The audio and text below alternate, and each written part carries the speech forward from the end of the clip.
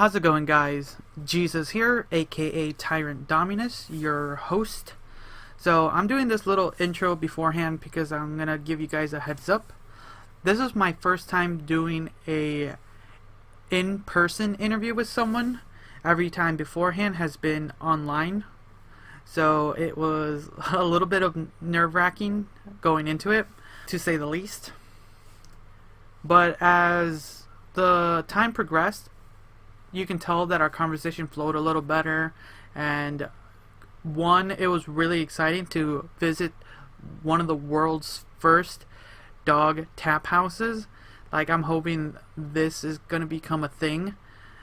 You'll learn what it is. It's really amazing, and the owner, Scott Porter, he is an amazing person, and he has a really good drive. So I'm hoping the best for him and his wife and his business. So I want you guys all to give this a listen, and also go check it out. It's an amazing place. Go have fun with the dogs, enjoy a good brew, all chosen by Scott himself, and tell him that Jesus sent you. That's gonna be a laugh. But here's the episode.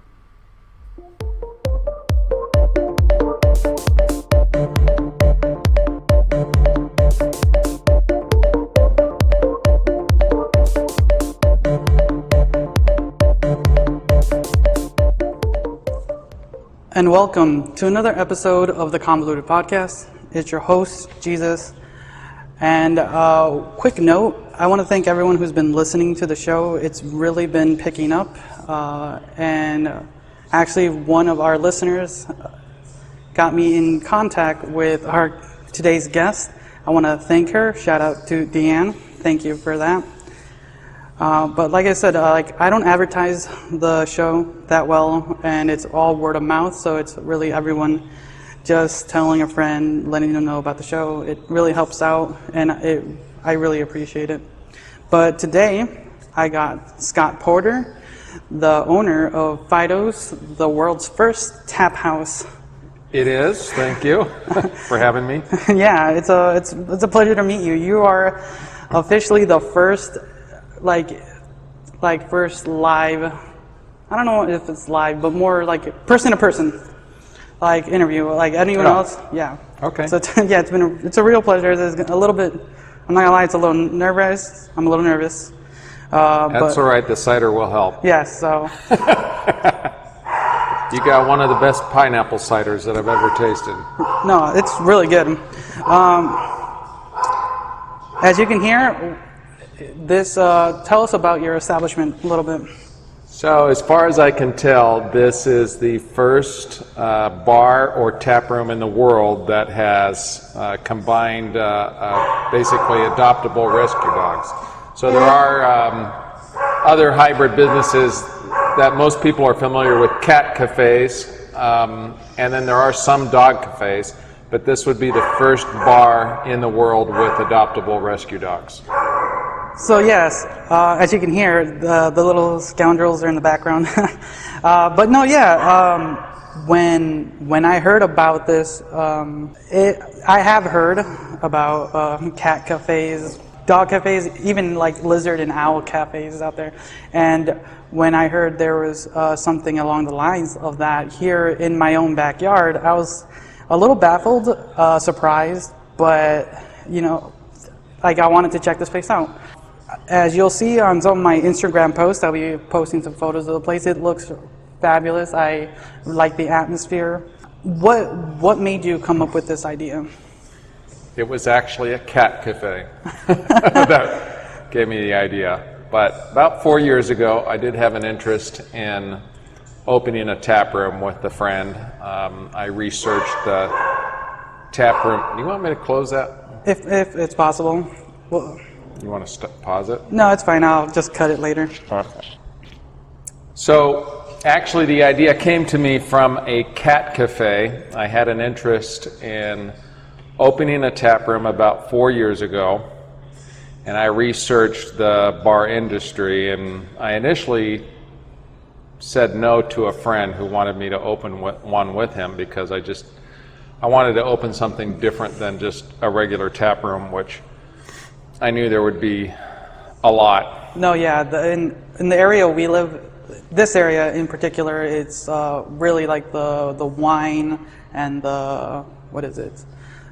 Kind of like the beer country area we Yes. basically live in, and so yes. Portland, yes. So yeah, giving yourself a little bit of an edge in this, well, in this area, it does help a little bit. Yeah, I stepped into, I just took my son into Purrington's Cat Cafe, which is up by Emmanuel Hospital, and we just went in there to have a drink and see the cats.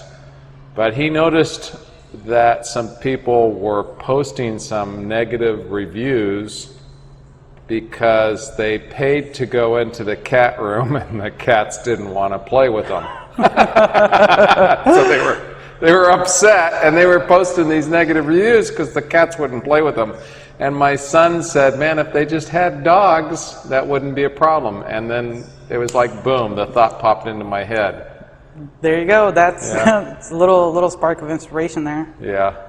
And then I'm guessing from there is just a few steps, and then. Well, it took 3 years from the moment of that thought popping into my head to actually open the doors. It was 3 years of research, planning, and looking for a space. Yeah, so it took a while. Okay, I have a few questions. What kind of delved then into making it kind of like an adoption as well? Because you also, from what I was reading, helped try to get some of these dogs adopted.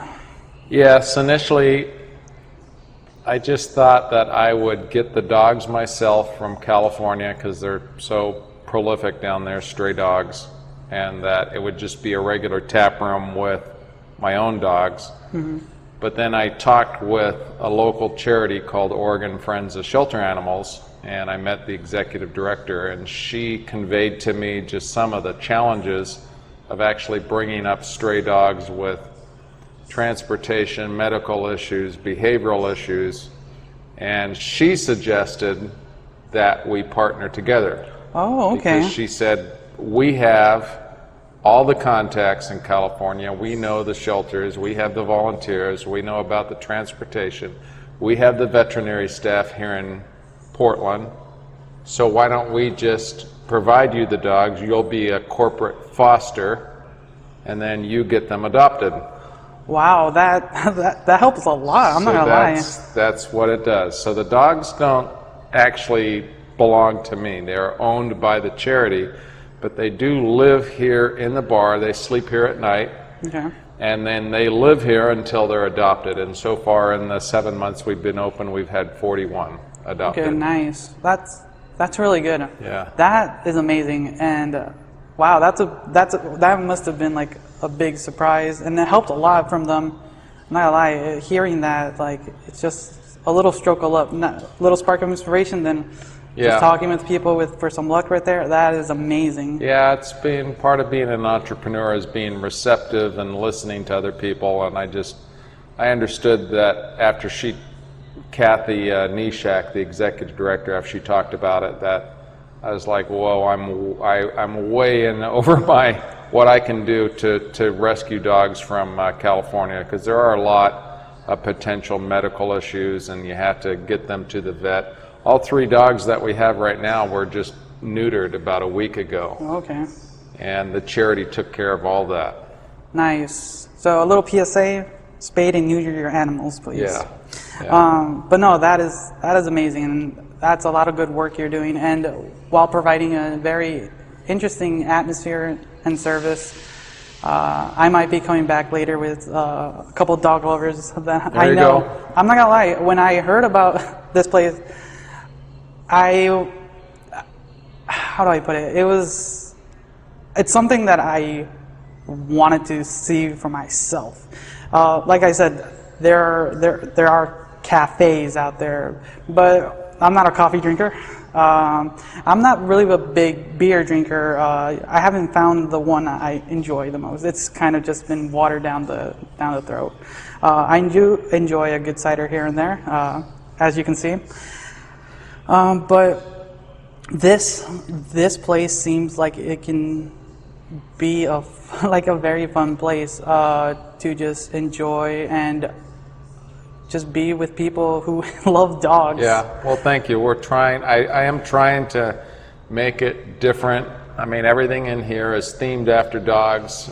Even the TVs play some dog videos. We play sports, of course, but we have 40 taps, 30 are beers, 6 are ciders, and 4 are wine. We have a decent food menu, and we have an awesome outdoor patio for dogs, and we're very dog friendly inside as well. And we're trying to make this really something unique that hopefully that we can expand nationwide to help other charities around the country also to this part of my mission here is to really help the charities. As you saw from the pictures on the wall here, these are all charity posters, and I'm really focused on trying to help the charities by raising money for any dog charity. So we have lots of events focused around charities. Is there any events that are going to be coming up soon that you would like to promote? We do have some. We have a dog wash coming up on September 29th, and that's being sponsored by Two Towns Cider. But we have not, actually I might have, she just sent me an email. She has a charity, the dog wash is, people come in, get their dog washed, and then all the money goes directly to a charity. And that's on the 29th. But we have other fun events that are coming up. We have on the 16th, we have Labrador Day. Mm-hmm. So any sort of a black lab, we're encouraging people to come in and bring them in. And then on the 23rd, Sunday the 23rd, we have Great Dane Day, which is everybody with Great Danes. Last time we had 12 Great Danes out there. So, but yeah, so the 29th is the next big event that we have for a fundraiser for a charity. I'm looking it up here. Charity is Oliver and Me. I'm not sure if it's a charity or not, but oh, here it is. One Tail at a Time. Okay. So yeah, so on the 29th, we have a charity fundraiser for One Tail at a Time. And they're a dog rescue group here in Portland. All right, nice. This is a really wonderful place, and I can't wait to see it when it's busy and everything. Right now, during this recording, everyone, we're like alone in this place, so I can see it like bustling. The dogs are around, so I'm looking forward to the next time I come in with everyone and really see it. Now, I kind of want to know a little bit more about you, the man who started all this. Tell me a little bit more about yourself. I was raised in California, and I'm an alumni of Chico State. After college, I entered the military for 9 years. I was a pilot in the Air Force. All right, thank you for your service. C-130s, and that was 85 to 94. And then when I left the military, I got married to my wife that's with me now, and so we've been married for almost 25 years. But she is Filipino, and she has a very entrepreneurial spirit, and ever since we left the military, we've been self-employed. Okay. So we've had numerous businesses. Really? We had when I left the military, we actually owned an adult care home for 2 years. Oh, wow, that's completely different. Yeah, wow. I know. Going from being a pilot to taking care of elderly residents. Tell me a little bit about that. Because I've known a few people who have worked in that industry, but starting it up as a business. Well, I took over a business. We purchased an existing home from a family in Tucson. And for me, it was my wife was pregnant. I had an opportunity to go into the airlines, but it was never my intention to do that. So having the opportunity to own my own business and stay home with my family is what was important to me at the time. I see. Because, well, I get it. Like military, there's a lot of moving around, and you kind of just want to kind of settle in something. Yeah, there is a lot of moving around, and I knew a lot about the airline lifestyle, and that's just not what I wanted. So my wife and I purchased this business, and we operated it for 2 years before we got exhausted. Oh, wait. It was exhausting work. It was really Okay. challenging. So we were small. It was a small business. It's just my wife and I.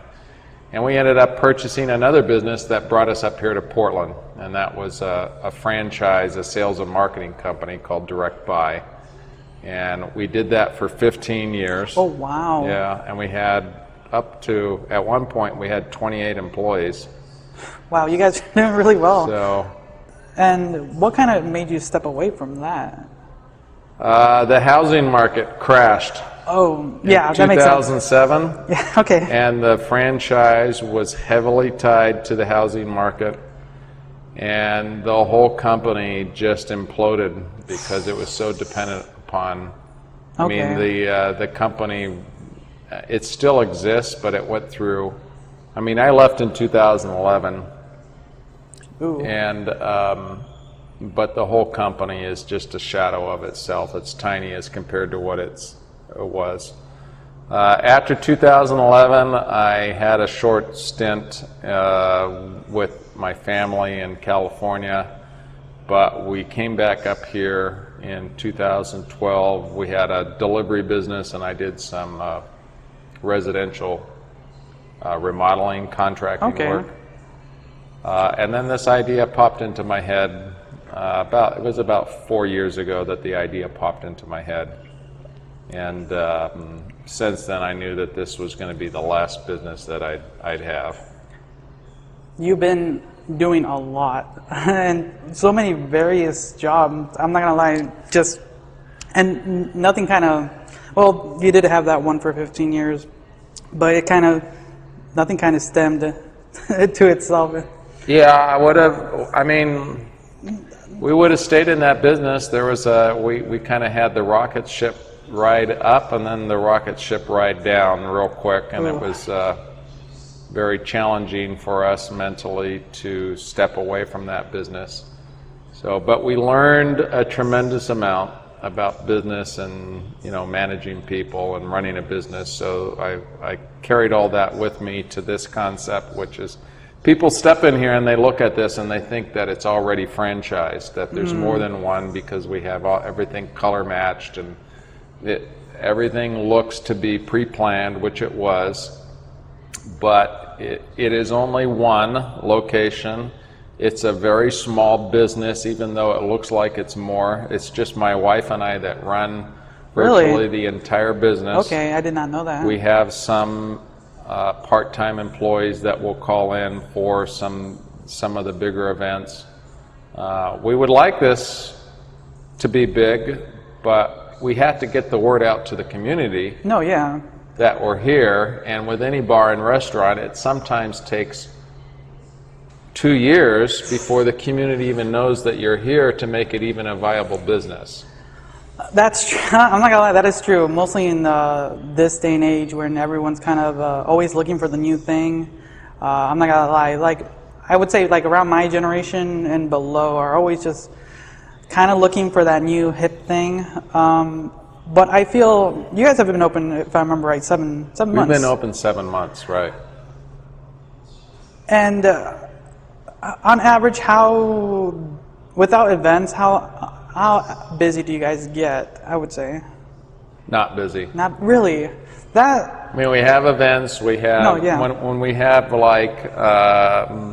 when we specify events. Like the Great Danes, or we have a charity that comes in. They'll pull in a lot of people, but we're in the Walmart parking lot here in Tigard, right in the same building as Verizon, and it's a little bit in a pocket. But we selected this location because Walmart allowed us to have the dogs. A lot of landlords refused. Oh, okay, I did not know that. A lot of landlords just flat out refused to even talk to us when they heard that dogs would actually be living in the building. Oh, wow. Okay, I did not know you guys. That must have been somewhat difficult then. 50% of the landlords didn't even want to talk to us after they heard that we were going to have dogs that lived in the building. So, but Walmart allowed it, and we got a great patio. We're a half mile from 99 and 217. So it is a great location, but it's a little bit tucked back into the corner. But we still need to get the word out to the community because we're still a new business. I understand that, and it's a little sad hearing that, because I'm not gonna lie, just hearing the idea of like drinking with your friends with like lovable dogs around you, that sounds amazing. And I wonder why, because this area, like Oregon itself and mostly the Portland area, it's like in a way somewhat progressive in the, like, one, everyone loves their wine and their beer, and they're very heavily into animal loving, and that's why I'm a little surprised you guys aren't as busy. But it's I'm not gonna lie, advertising and putting yourself out there is a thing, and I'm not gonna lie, I do face those things as well. Yeah. But like myself, it's just putting myself out there, and I'll do my best, because I myself, just being here and talking with you, I want this place to succeed, because like the idea feels really great, and like I said, I want this place to be amazing. Well, thank you. Yeah, we have people that are that way. It's a truly unique concept. It's, you come in here and there's no beer signs at all in the entire place, other than the electronic menu boards, and yet we have 40 taps of beer, and we have good food, and we have an opportunity to play with some. Those 3 dogs that you saw in there, Jesus, are kill shelter dogs. Okay. They come from Merced, and had they not been pulled out of that shelter, they would have just been euthanized. So we're trying to do something. I call it the trifecta of Portland. I mean, Portland's really big on craft beer, dogs, rescue dogs, and then also charities. Yes. So we work with charities, we help the shelter dogs, and we support the shelter dogs and the charities by selling the beer. You guys hearing that? So, like, there you go. This place is doing a lot. So if anyone wants to come here, Fido's, the world's first dog tap house, come check it out, support them, tell your friends, tell your Thank family. you. Like this place is great.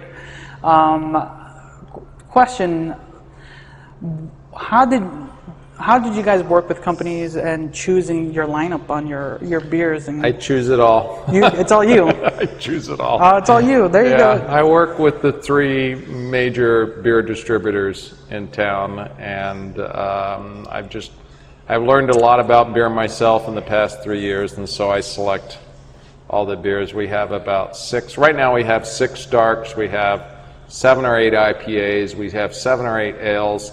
And then we have 4 or 5 lagers, and we got some farmhouse ales. We have a Hefeweizen. So we try to keep a good variety, and then in addition we have the 6 ciders and the 4 wines. All right, nice. So what's your drink of choice?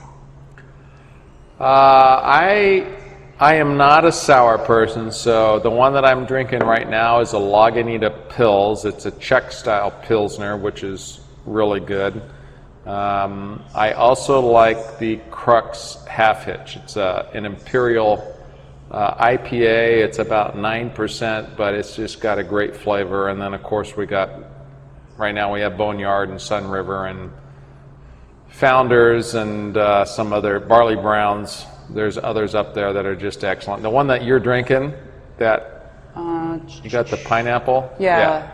You got the Cider Boys Pineapple Hula, which is a cider maker out of Wisconsin, and their pineapple and the peach are just the best that I have ever had. I agree, 100%. Trust me. Wow. So, everything here is honestly just you and your wife, and that's amazing. I'm not gonna lie, it's a lot of work. And it's a journey. I'm in my 50s. My wife is in her 60s. We were expecting the previous business that we had, which was the big franchise. Yeah. We were expecting that to be the end, to where we would continue that and that we could retire from that business, but it just didn't work out that way. So so I'm kind of hitting a milestone in my work where I'm feeling that like myself, I need to start changing over. As anyone's listening, I work in retail with Deanne, but I'm getting to the point where like it's time for me to transition to something else. As you know, you've done it a couple times, and I'm getting to like almost a 10-year mark. What would you tell people who are like moving or trying something new, or just? It's do your research, number one, and then once I did a lot of research on this business, but for anybody that really wants to become self-employed, it's just not easy. Have you been doing podcasts for 10 years? Oh, no. I've been working with like Deanne in that. No. I wish I would have been doing a lot better if I started back then. No, I'm hitting my 1-year mark soon. Okay. As far as this podcast, and I've personally changed. It's persistence. You just got to stick with it. It's customer service. There's just a lot of basics that you have to do every single day. It's a bit of a mental game, and you have to keep pushing. Oh no, yeah. And you're in the podcast, you just have to keep innovating and trying new stuff, and a lot of what you try just doesn't seem to work, and it may not, and then you go back and you try a different angle to it. Yeah, you actually hit a lot of points right there. Early on, during the infancy of this podcast, we were more of a kind of like a talk show, kind of with my groups of friends and family. Scheduling didn't work out a lot, so episodes started extending for weeks and weeks. A good buddy of mine down in California, he has a podcast himself. What he does is kind of what we're doing now, just conversations with people. And I've been listening to him for a couple months, and like I asked to be on his show. We talked and had a fun time, and then after the recording, we talked more. And I really just enjoy talking with people and getting to know them a little bit more in their interests. So that's kind of how now what the show it is. It's just me talking with you, and I've been enjoying it. I'm going to say about 5 or 6 episodes into this new format, but it's been a joy just talking with people. And this is your first person to person? Person to person. All right, cool. No, yeah. It's a world's first for you. There you go. But no, yeah, there's always a lot of learning. No, yeah, that's so true, because, well, to become a professional podcaster, there's a lot of research to do and equipment and all that's fun jazz.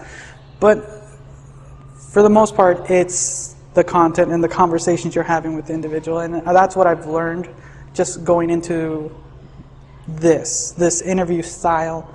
And I've been enjoying it, and it's been fun talking with people. It's been a joy. Well, you talk about content. Yes. Deanne mentioned your name to me because I had asked her specifically. I said, I meet so many interesting people from the charities here. I meet dog trainers, I meet charity founders. I met Deaf Dogs for the Deaf Dogs of Oregon, the founder for that. It's one of only 10 charities in the world that work with deaf dogs, that save deaf dogs. Almost all deaf dogs are just automatically euthanized. But I met her. I've met so many interesting people, and I told Deanne I wanted to start a podcast because of the content that I have access to. And interesting. So I've been asked a couple of guys. So, do you have any questions in that area you'd like to talk about? Well, yeah. Go for it. I'm an open book. I have some. I went online and I looked at one of those websites that said, we have everything you need to get your podcast started, and it was $1,700. And I said, well, I looked at the pictures and I'm like, well, I could probably get that stuff for half price. No, yeah. And then, so I bought it for like $500 or $600, and all the parts showed up, and then they didn't fit together. Oh. And so now I got $500 of parts at home that don't work. Okay. I myself have looked into kits, but like you said, they are really expensive.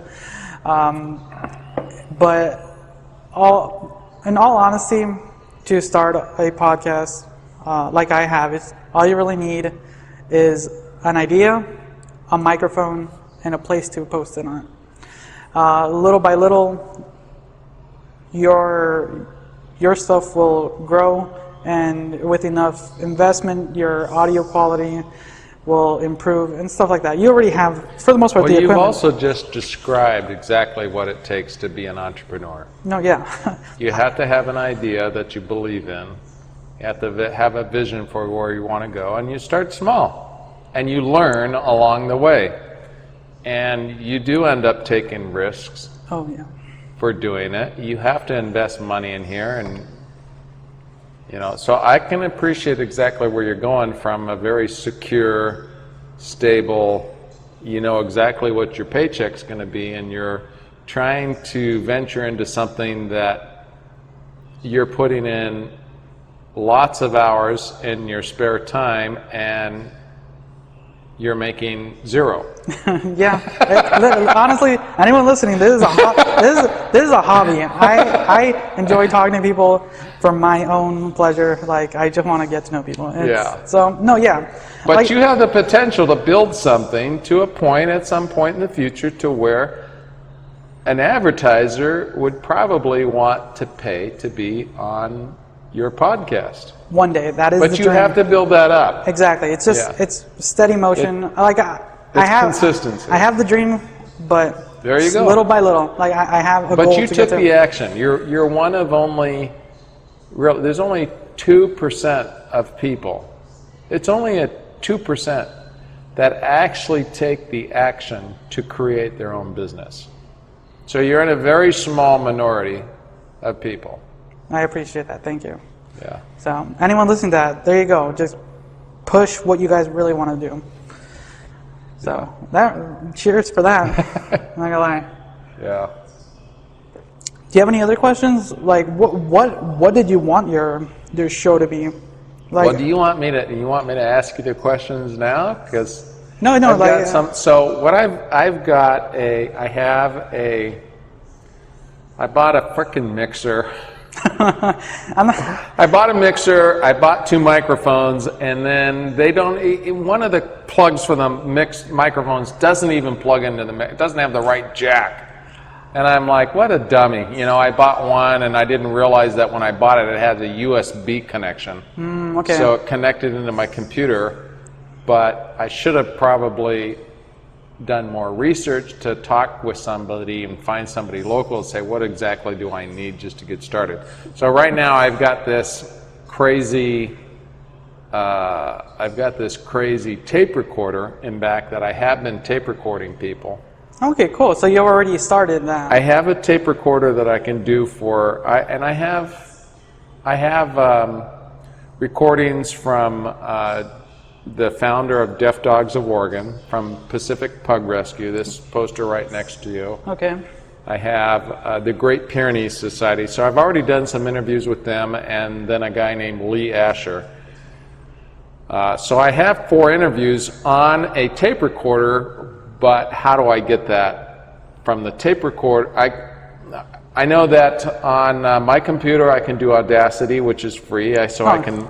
That's exactly what I'm using right Is now. it? Yeah. Okay, cool. Yeah, I'm not gonna lie. So then after I edit it, and I can apply some music because I've got Adobe Premiere, I can do some music editing and stuff like that. But then how do I get it from an MP3 file up to I'm a podcast? So there's a lot of websites. I am personally for this podcast, I'm on Podbean. It's basically a hosting service. There's a couple. There is like Blueberry, there is Anchor, there is SoundCloud, like all these different places. You can post audio, and then from there people can listen to it. And then Just a standard MP3 file? yeah, for the most part, yes, standard MP3 works perfect. Somebody said that I had to put the file on my website. Yes, I've been on your website. What do you guys use for your website? Actually, plug in your website right now. Like ilovefidos.com, if I remember Yeah. right. Everyone check that out. I'm sorry we did not mention it early. Check that out. It's hosted on GoDaddy. GoDaddy. And, yeah. It's just a WordPress site that's hosted So on it's GoDaddy. So it's a WordPress. It so there is a plugin, I would say, where if you have it on Podbean, like I do myself, it automatically transfers to a WordPress, and then it just gets uploaded to your website. So can I just set up an account on Podbean? Is that? That's the one I use. Yes. It's free? No, Okay. It costs $100 a year. If Well, that's not bad. No, that's not too bad. Because it's all about memory size these days. So Podbean, for the most part, is like, I believe, $100 a year for unlimited like memory space and downloads and all that. If you're really not worried too much and like cost is an issue, Anchor is a good one. That's what I use for my second show. At the moment, it is free. They have really no issues. You can upload everything online. They even have the ability to post your podcast onto other websites, kind of like Apple, Google, like all this stuff. That makes it easy for other people to find it. So how would I get it on Apple or Google? Because those are bigger, right? So yeah, so that's Or is there an advantage to them or not? Or is it just relative? as far as Apple and Google is concerned, those are the big ones where everyone listens to, next to Spotify and Stitcher, where everyone listens to all their music. And are they expensive or? No, so what no one told me, and I'll tell you, is it's just a simple like email, like I'm submitting my podcast to your site, and then they kind of pull all the information from like Podbean, and just a few minutes later, your show's on. So how do I go from an MP3 file on my computer to Apple Podcast? I can show you right after our interview. Okay. Because that's a lot of technical talk, and I don't know if anyone else wants to listen to that. Okay. But no, I would be interested in listening to your podcast because Well, I haven't edited it, so it's just the raw. It's just the raw audio right now from the people that I've interviewed. But then I'm looking forward to yeah. the future. Yeah. What other plans as far as your show you're trying to create? Like, what are you trying to do with it? Well, the podcast is more of a. The podcast is like a benefit of owning a bar which has the potential to interview such interesting people. When I did the research when I started 3 years ago about this concept, I started thinking, okay, well, I don't want to have just a regular tap room. Mm-hmm. I wanted to make it about helping charities and really helping to solve the dog overpopulation. And so I started meeting and talking and seeing a lot of videos of some just really interesting people. And it fascinated me that people would spend so much time to help rescue dogs and they get paid zero. Yeah. I mean, they put in a lot of effort, and it's all in their evenings and weekends. And I was fascinated by it. And I was also fascinated by the fact that the variety of how dogs are used in society and the world, from all the videos that I've watched through mostly YouTube, I was just fascinated. I'm like, man, maybe I could, rather than make the bar about beer and the beer signs, I thought, maybe other people would be interested in these charities. Maybe other people would be interested to hear about a dog that searches for orca poop up in Seattle Sound. What? I mean, the University of Washington out there, they use a dog to smell for orca poop that floats on the water. And they've increased their results from like 1 a day to 12 a day. What? That's surprising. Well, they use this, so orca poop floats on the water for about 30 minutes. Okay. So the researchers from the University of Washington, they go out on the boat into the Seattle Sound in the Puget Sound area, and they look for orca poop, and they scoop it up, and then they analyze it to see what the orcas are eating. And it helps them to verify the healthiness of the population. Okay, that makes sense. It's just... So they only have 30 minutes. So the researchers were out on this little skip, 3 or 4 women out there on this skip, and they're driving around Puget Sound with binoculars looking for orca poop that's floating on and they only got 30 minutes. For if they sight a pod, they're like, oh man, that's great. There's a pod, let's look for their poop, and they scoop it up and they analyze it. But then they brought on a stray dog from Seattle. Okay. And his name's Tucker. I have his poster in the back there. They brought the dog and they taught the dog to smell, to scent the smell of the poop. And they put the dog on board this little boat, and they all of a sudden they went from finding like 1 a day to 12 a day because the dog starts barking and going crazy, and they figure it out, okay, let's point the boat in this direction because the dog's barking over here, and the dog has been able to smell the orca scat up to a mile away. Wow. A mile. And they veer the boat and they find they've increased their findings by 1,200%, and that's all from a stray rescue dog.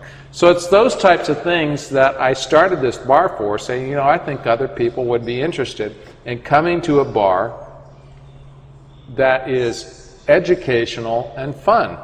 I'm not gonna lie, if I was here and I was drinking and I told that story, I was like, I am being told that story right now. Well, I'd love to get that dog down here one day. Go. No, it'd be a great visitor for a bar to me. I'd love to have a beer and meet Tucker. No, yeah, I would be too. Hear the stories from the researchers. Yeah. That story alone would want me to come down and just listen to it. That is amazing, and I learned something new. Yeah. Wow. I've grown to appreciate dogs so much more. I mean, I did value and I love dogs. I had dogs. I have 2 dogs right now. But after starting this, the variety of dogs that I've met here through the bar is just fantastic. We've met St. Bernards and Great Danes and all the regular dogs like the Chihuahuas and the Terriers and all that. But we've also met Borzeis. I just met a Gordon Setter, which is not a very common breed. And English Bulldogs. We had a charity come here, which was English Bulldogs. Wow, okay. And anything to do with dogs, dog tricks, dog trainers, we will schedule it. We just love to have them here. It's just a lot of fun.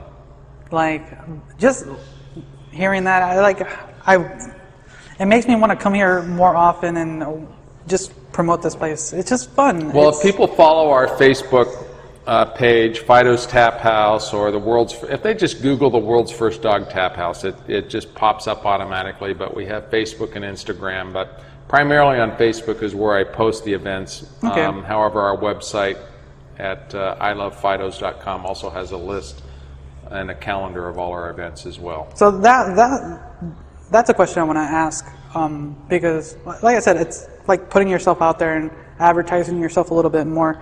And you did mention a couple of social medias like Facebook and Instagram.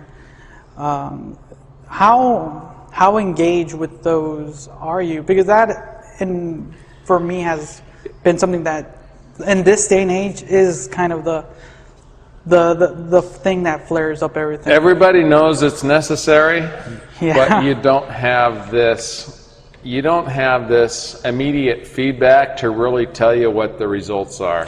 True. And that's the challenging part. Mm-hmm. So I try to post once a day, but I mean, it's me. I mean, I run the bar, I cook the food, I order the beer, I clean the dog room, I set up the I put the sign out front. My wife and I clean the place.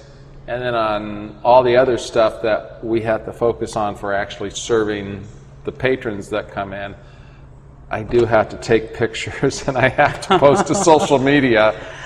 And there are times to where I'm just exhausted and I just don't do it. Oh, I feel you, being a one-man army and then adding the joys of social media to it. I'm not gonna lie, that is, if what I can imagine this place will be bustling within the next few years. And I'm not gonna lie, adding social media now and trying to gain that flow, it will be ridiculous. I would love to get to the point to where I have enough patrons to where I can just replace myself in the kitchen. I want to get out of the kitchen because I come from my pilot. I'm an Air Force pilot. That was my first job out of college, and my college degree is in electronics. And then I went into being a pilot, and I've been self-employed. But it's just, when you're in business, when you're self-employed, you do whatever you have to do to keep the business going. I mean, we will clean the bathrooms, we will cook, we do whatever we have to do, and then on top of that, we always try to provide the good customer service to everybody that's coming in here. But we're hoping, as you're hoping, that one day you're at a point to where you don't have to do all that basic stuff, and you can have somebody to replace you for some of the basic tasks. I understand. And I'm hoping for that sooner than later for you guys. You just keep pushing. That's all you do. Exactly. You just keep going. So, but as far as social media goes, I think for the most part you guys have hit the big ones. It's Facebook for sure. Instagram is one. Mostly since you're just sharing pictures of the dogs. That's a big one. I'm not gonna lie. Dog pictures on Instagram. I'm not very strong on Instagram. I know that I need to hit it more because that's more the demographics that are suited towards the beer drinkers. What would I say? I'm blanking out on it now. My recommendation would be, dog photos, beer photos, people grouping up, or even better is what's great with Instagram these days is you don't even have to have you posting; it's having your patrons posting photos and tagging the place. That's a big one. I would always recommend telling them, take photos. I'll do that. I got only a tiny little sign that up there about hashtagging, so I need to put up a bigger. Yes. Please hashtag us on Instagram. Yeah, that's one of those first things. A good hashtag, and then tagging. Those will help this business a lot because you guys already have the location and it's already a marked place. So having people tag that they're here, big bonus. It builds up. Without even having to. That's been very invisible. There you go. I'll actually change that today and just print out a little sign on 8.5 by 11 just to get started. There you go. Those little things can really help and boost your thing. Because then you don't even have to be posting, and it's just other people posting that they're here and they're having fun, and other people will start. So there's one thing right there. Yeah. Well, that's coming from a guy that's got an entrepreneur mind, so it's one of the better suggestions I've had. There you go. I've had people that tell me that I should put votive candles on the tables. And then this one person said, and you don't even have to spend a lot of money. It's just go down to the Dollar Tree and buy those little silver votive candles and put those on the tables for the mood lighting at night. And I'm like, no.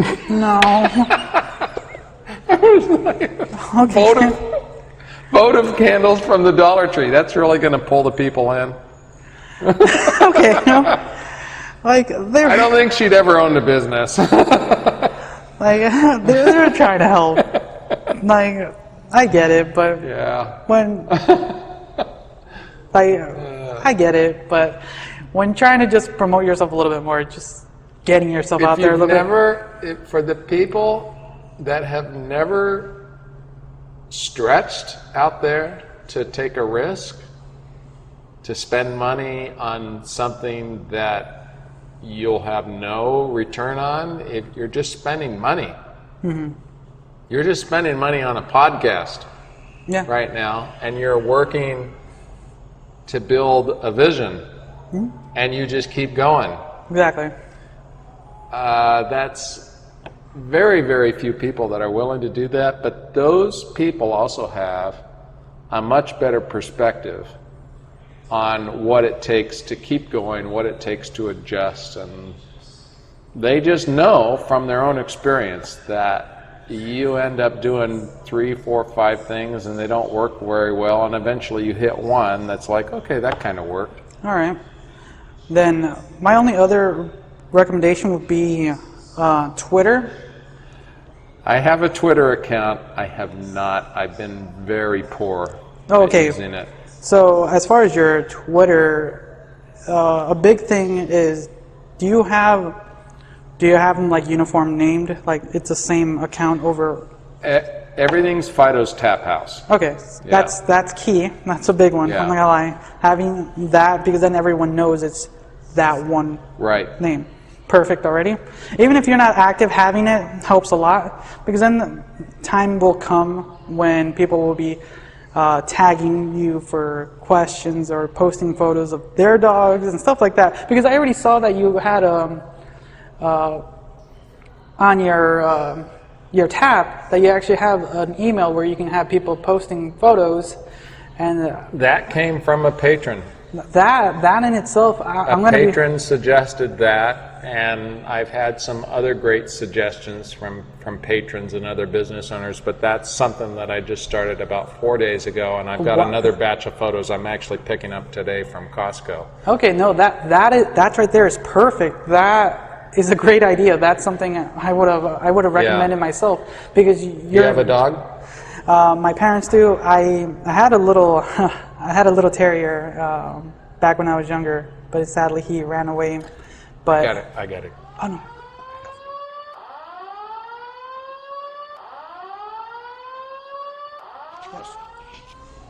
So we just got a surprise guest. Please introduce yourself. Hi, my name's Ann Summer. I'm the Development Marketing Director for Oregon Friends of Shelter Animals. Okay. If you guys remember, or if you're continuing listening, Scott mentioned that he worked with a lot of charities, and lo and behold, someone just popped in. Tell us a little bit more about your organization. Okay, so we're in.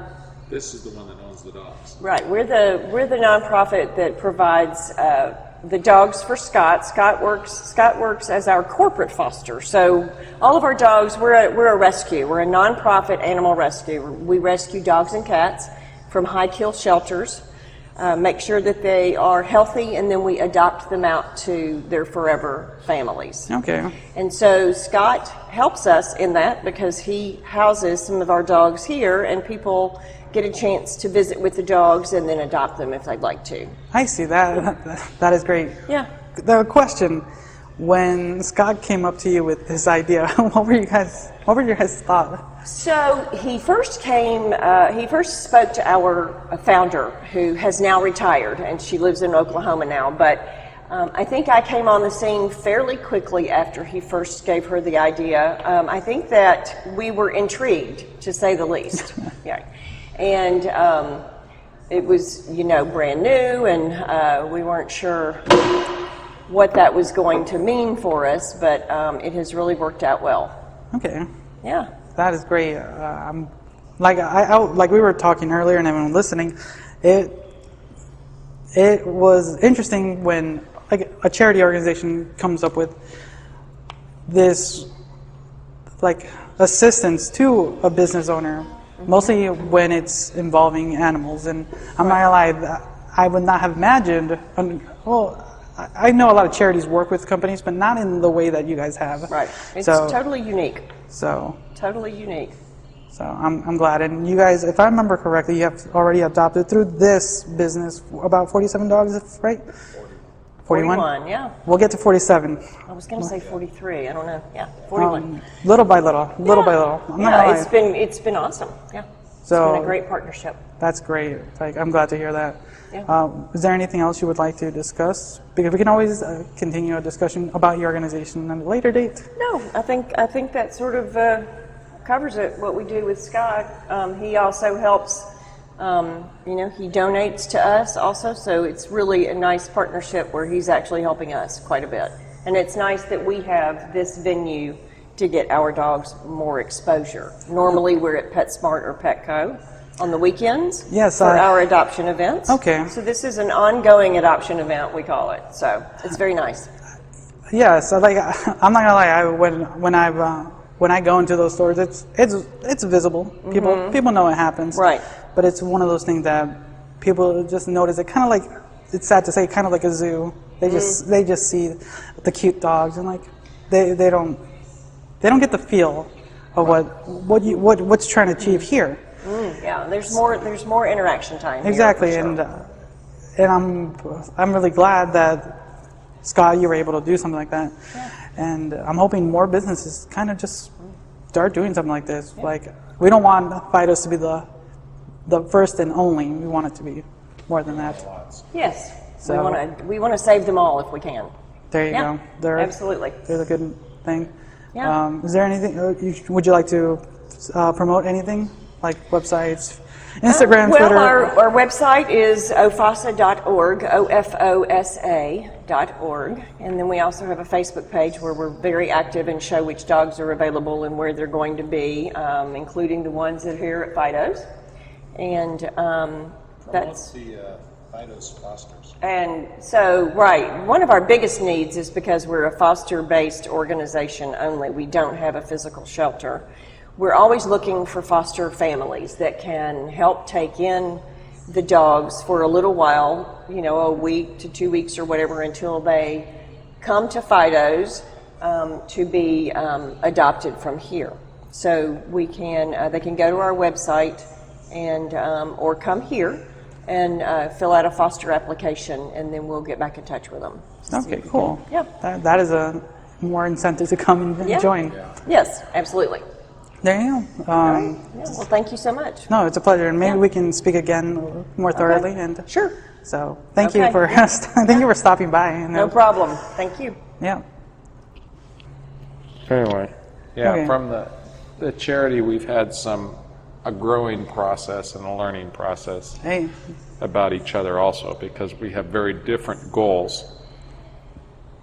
I mean, they're all about, let's just rescue the dogs, and I'm all about, I need the dogs as the concept for because the whole concept of the business is about the rescue dogs, and if I have no dogs, Yeah. There's no. it's like, okay, not much concept. And there are a lot of people that they will come in here specifically to see dogs. No, And if yeah. I haven't been in a position in the 7 months that we've been open to where there's been 0 dogs. That's good. But the charity at times was like, oh, let's just get them all adopted out. And I'm like, whoa, whoa, whoa, whoa, whoa, whoa, whoa, whoa. So there have been times that they figured it out now, that they understand that in order to get patrons coming in, part of the process is to get the patrons in here, but we have to have the dogs. And if the patrons are coming in here, we've had patrons just write checks for the charity out there, which has been a great bonus to the charity, is that because they're getting this additional source of revenue that they would never get before. Okay. So, But that's interesting. I didn't think there was that much conflict of goals. So that's interesting to know. well, they're just about rescuing and getting the dogs home. They have had no concerns about having dogs in a commercial venue to help them operate a tap house. No, I get it. I get it. It is a strange idea to give to someone, mostly when, Yeah. in some sense, you are kind of showcasing dogs as the what is it? Well, It's the first. yes. And then people look out at the sign outside and they say dog tap house, and we've had people come in and they're like, here, can I leave my dog here? I'm going to go shopping at Walmart. I want to leave my dog here. Really? Or they'll come in and they'll say, I want, oh, you got other dogs. So it's like doggy daycare. They want to take their dog into the other room and just leave their dog to play with the dogs. Some people come in and say, well, I didn't come here because I thought this was a place for dogs to drink beer, and I don't have a dog that drinks beer. What? And I'm like, are you kidding me? I mean, some people have actually thought that this is a place for dogs to drink beer. You know what? I'm not gonna lie, it's not surprising in this day and age when people believe that the world is flat. But I didn't know what else to call it because, I mean, I'm not going to call it a cat cafe. People kind of know what a cat cafe is now. yeah, it's There are dog cafes. yes. This is a dog tap house. And for me, in retrospect, I would have myself had a little bit, would think about it for a second. I'm not gonna lie, I would think about it like dog tap house. Me, like, as an outsider without having been here, I would have noticed, like, what is that? And, like, if I was, like, in this area, this venue, I honestly would not have, I might have drone by, but I probably would not have entered unless someone have personally told me, to go check that out. I can see the general populace would not get it. And it's good that you guys have been advertising. You guys have been on the news and everything, and I got to see some of those articles and some of those videos, and that's why I'm slightly surprised that it's not as busy as I thought it was going to be, because the idea is great. The lineup of beers and craft and ciders and wine is amazing. All personally chose by you. Thank you. Well, the word's slowly getting out. I would certainly love it to go faster, but I'll do my best. There are places on the internet that do help with that. And with this interview, people will get to know the man behind it. So, I think, is there anything else you would like to discuss before we kind of close this up? No, it's just we are trying to do something different. We're more than just selling beer. We're really trying to make a difference in the overpopulation of dogs. I mean, my long-term vision is to have this be the largest corporate partner to dog charities in the United States. That's my long-term dream, is that this would be everywhere, and that we're on the news as Fido's, across the country has donated millions of dollars to dog charities to help with the overpopulation. That's the dream. There you go. You guys, anyone listening, do your best to help make that dream come true. So we're going to be closing it up. So as far as my podcast is concerned, there's two kind of closing segments we do, if you'd like to engage in those. Okay. So the first one, since we are the Convoluted Podcast, we would like our guests to tell us one of the most strangest, weirdest, most convoluted thing, like WTF thing that has ever happened, you have ever done, or have ever encountered in your life. Okay, well, that goes back to the military. Okay, I'm going to stay silent for this. And I was flying, I was the co-pilot in a C-130, and I was in Zaire. And we were flying at night, and we were doing just a training mission to drop sandbags out of the back, simulating, that paratroopers, we do a lot of simulated missions. But the pilot had mistakenly, he wrote down on a grease pencil on his map board in front of him, he wrote down that pilot wrote down on his map board that he was going to drop at 1,900 feet. Okay. And the ground was at 900 feet above sea level. So Okay. we were supposed to drop 1,000 feet above the ground. All right. And and the ground in this particular spot of Zaire was also rising. So he bumped the 9 with his glove, and he changed the 9 to a 4. And he kept repeating that, what's the altitude we're supposed to descend to? And everybody kept saying 1,900. But his map board says 1,400. Okay. And now the ground in this area is also rising. But so what happened was that he ended up descending to 1,400 feet, and nobody caught it until this is at night in a very remote area of Africa. And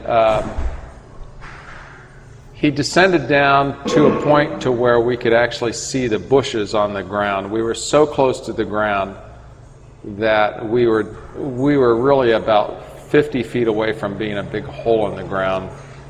And so we didn't report that. That's only between the pilots and the crew. But what made us figure it out is that the loadmaster was screwing off in the back, and he had the door open in the back, and he was standing in the door, and he happened to have a light in the plane, and it was shining out the door, and he's standing there in the door like Superman, and he says, "Hey, check it out, pilots, man, I can see my shadow on the ground." And we're like, 1,000 feet above the ground, you shouldn't be able to see your shadow on the ground. And we're looking around saying, well, look at that, we see bushes, and then we noticed that the altitude was way low, and we were literally 30 seconds from plowing into the ground and being a big char hole. But so that's one incident that I really remember from the military. Wow. Thank you for sharing that. So if you guys listen, there's only a few people in existence who know that, and you are one of them now. Yeah, I'm out of the military, So doesn't matter anymore. So yeah, thank you for sharing that. Wow, that experience must have been wild. Just those moments, because I don't know how to explain, because being there that low, that speed, oh my God, it must have felt like forever for you guys, just knowing that. It was just, it was the aha moment. All right, then we're gonna the last section. So we do kind of a game show portion. Game show. All right, we're gonna do a game show. All right, future me intro music now.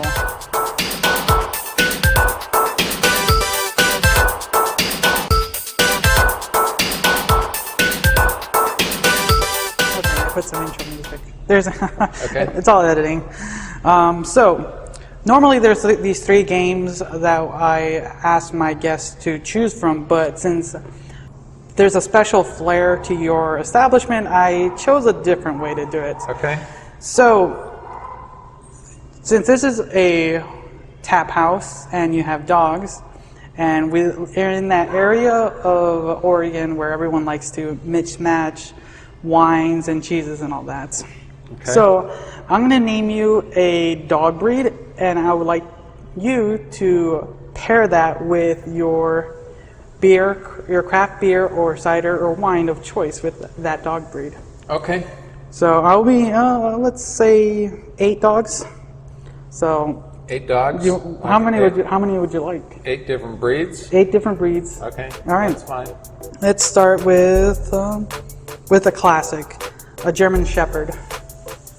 Well, that German Shepherd has to go with the Weinheimstefan Hefeweizen. It's a classic German beer, perhaps one of the best Hefeweizens in the world. Okay, there you go. Let's go with, you mentioned this earlier, a Great Dane. Great Dane. Great Dane I would pair with Boneyard Notorious, which is a triple IPA, almost 12% alcohol. It is considered one of the greatest IPAs in the world. Okay. Let's go with Poodle. A poodle.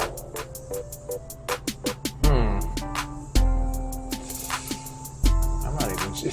Poodle American. I don't even know. Well, you know, poodles are a little more dainty, so I better go with a cider such as the I'll go with number 33, which you had, which is the Cider Boys Peach County. You guys heard that? I'm a That's poodle. a little more dainty. Oh, there you guys go. I'm a dainty poodle, guys. Let's see here. Ooh, this would be interesting. A pug. A pug. Well, so a pug I would probably pair with one of our darks. So probably I'll pair the pug with like, there's one called the Laurelwood Hugh Heifer Stout. Ooh, okay. So, yeah, they chose a name after a cow, and pug kind of has that little cow face. So. All right, there you go. Let's see here. Next one. Ooh, Siberian Husky. Siberian Husky. Well, how about if I actually have some food named after a husky? Really? So yeah, the food is a naan bread with a ranch base and then cheese, chicken, bacon, olives, and red onions, and then we bake it, and then we top it off with this hot honey wing sauce. And we actually named that pizza the Husky after one of our patrons. Ooh, nice. Our patrons came up with that recipe. So. There you go. And they have a Husky, so it has to be named after them. There you guys learned a little fact about that. Ooh, a beagle. The beagle. Beagle would be... Beagles are known for their smell. So the beagle, I am going to go with number 13, which is a Rosenstadt alt beer.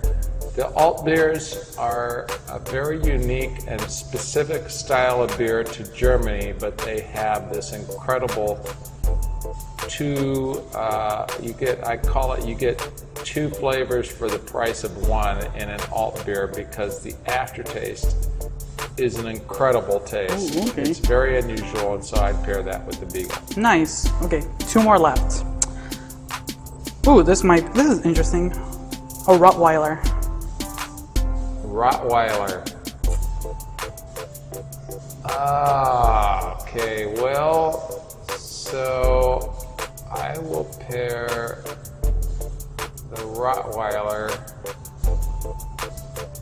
with another German beer. Probably, so I would do the Ninkasi Helles Bellus, and that is a German style beer that was meant to compete with the Pils, but I would pair that with the Rottweiler. All right. And for the last one, let's kind of go on the opposite spectrum. A Chihuahua. Chihuahua. Chihuahuas are going to be Pilsners, so I would have to pair that. I don't have a Mexican. I'd automatically pair a Chihuahua with a Mexican style lager. I don't have that, so the closest I have is the Lagunitas Pils, which is a really excellent Pils, for which I've been drinking. So there you guys go. A dog paired with your brew of choice. Let me know what you guys would pair with your pet dog. And there's really no winner. It's just a really great opinion, and I really enjoyed your explanation on how that went. So that's the end of the show. Go ahead and kind of plug any of your stuff you would like to say for your location and stuff like that. Just, we value all our patrons. We really appreciate community support. Hope you come in and support Fido's, which ends up helping Oregon Friends of Shelter Animals, which helps gets the dog rescues. And we're at 7700 Southwest Dartmouth Street, number 110. We're inside the Walmart parking lot, the same building as Verizon, and you can check out our Facebook or Instagram page at Fido's Tap House, and ilovefidos.com. We'd love to have you, and we just enjoy dogs and beer. There you guys go. What else do you need? So I'll have all the links in the description. Check them out. This place, I want this place to be bustling. I want you guys to be spreading the word. So there you guys go. Scott, thank you for having me and letting me enjoy this place and give me some nice brews. Soon I'll be coming back with a bunch of people and enjoying the dogs as well. But thank you for taking the time to speaking with me. All right. Thank you, Jesus. Yes. So once again, thank you for listening, everyone. Look forward to next time. See ya.